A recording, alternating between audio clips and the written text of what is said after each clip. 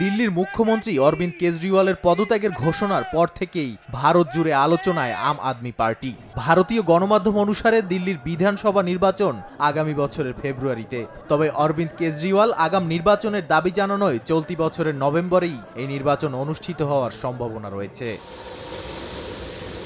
জনমনে প্রশ্ন, নির্বাচনের আগ পর্যন্ত দিল্লির মুখ্যমন্ত্রীর দায়িত্ব সামলাবেন কে? এরই মধ্যে ক্ষমতাসীন আম আদমি পার্টির কয়েকজন নেতার নাম সম্ভাব্য প্রার্থীর তালিকায় রয়েছে। প্রাথমিকভাবে দিল্লির শিক্ষামন্ত্রী অতিশী মার্লেনা, বিধায়ক সৌরভ ভারদ্বাজ, রাঘব চাড্ডা ও সঞ্জয় সিং এর নাম আলোচনায় আছে।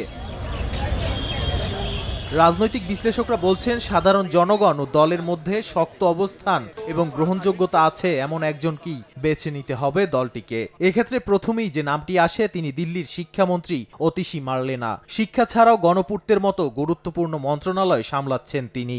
এর পরের অবস্থানে সাবেক উপমুখ্যমন্ত্রী মনীষ সিসোদিয়া। সম্ভাব্য পদপ্রার্থী হওয়ার দৌড়ে আছেন সৌরভ ভারদ্বাজ।